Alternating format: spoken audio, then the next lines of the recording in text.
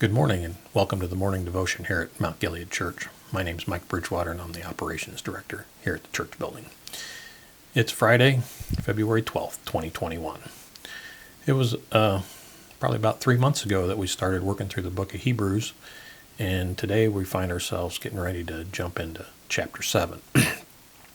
Back in chapter 5, though, the writer stated in verse 9, he says, "And having been perfected, he became the source of eternal salvation for all those who obey him, being designated by God as a high priest according to the order of Melchizedek. Concerning him we have much to say, and it is difficult to explain, since you have become poor listeners." He said he had much to say, but at the end of chapter 5 and most of the way through chapter 6, he takes us on a detour and gives the readers a scolding and then some encouragement. And then at the end of chapter 6, in verse 19, he starts getting back to what he wanted to explain. And he says, "This hope we have as an anchor of our soul, a hope both sure and reliable, and one which enters the veil, where Jesus has entered as a forerunner for us, having become a high priest forever, according to the order of Melchizedek." He told the readers in the first century that it's difficult to explain since they were poor listeners. I would assert that today it's still difficult to explain, even if you're a good listener. Chapter 7 is all about how the Levitical priesthood is inferior to the priesthood according to the order of Melchizedek. But who is Melchizedek? What did he do? And how does he fit into the story? Before we get into the text of Hebrews chapter 7, we need to be familiar with some Bible events and some verses. Chapters 7, 8, and 9 deal with promises, blessings, the paying of tithes, oaths, old covenants, new covenants. These chapters are absolutely loaded, and we need to be familiar with some verses and events to better understand. It is difficult to understand, so I built this chart to connect the dots over the century. This chart shows how the events over a 2,000-year span, which include the blessing of Melchizedek, the paying of tithes of Abraham, the promise and oath to Abraham, Jacob's promise to Judah, the giving of the law and the establishment of the Levitical priesthood, the covenant with David, Psalm 110, the prophecy of Jeremiah, and by Zechariah, all point us to our great high priest, our king priest, and our forever priest, Jesus. First off, though, the story begins in Genesis chapter 12 with a promise, with the call of Abraham. The promise ends with, "And in you all the families of the earth will be blessed."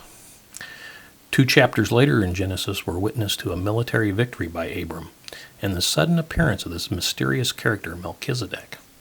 In Genesis 14, 2 things happen during this meeting. Melchizedek blesses Abram, "Blessed be Abram of God Most High," and Abram pays tithes out of his spoils from the military victory to Melchizedek, and he gives him a tenth of everything. The next event takes place a few years later in Genesis 22. This is where the angel of the Lord gives the promise to Abraham, and it ends with, "And all the nations of earth shall be blessed."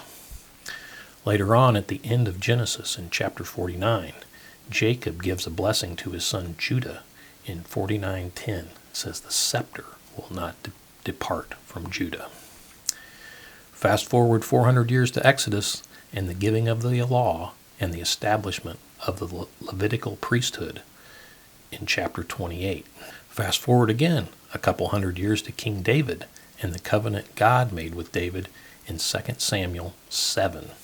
"I will raise up your descendant after you, who will come from you, and I will establish his kingdom." David also writes Psalm 110. This is the psalm that is quoted by Jesus in Matthew 22:44, Mark 12:36, and Luke 20:42. And it also contains the verse quoted in Hebrews, "You are a priest forever, according to the order of Melchizedek." Fast forward another 300 years or so to the prophet Jeremiah, and he speaks of the new covenant that will be established. "Behold, days are coming, declares the Lord, when I will make a new covenant." And lastly, to the book of Zechariah, the second to the last book of the Old Testament. chapter 6, 12 through 13, where he says, "So he will be a priest on his throne, and the council of peace will be between the two offices." That's a lot to take in and wrap your head around. As I put this all together, the words of Paul came to mind from Galatians chapter 4. It's where he writes, "But when the fullness of time came, God sent forth his Son, born of a woman, born under the law, so that he might redeem those who were under the law, that we might receive his adoption as sons. Because you are sons, God has sent forth the Spirit of his Son into our hearts, crying, 'Abba, Father.' Therefore you are no longer a slave, but a son, and if a son, then an heir through God." God made his promise to Abraham way back in Genesis chapter 12, and kept his promise by Abraham by blessing all the people on earth with his only begotten Son, Jesus.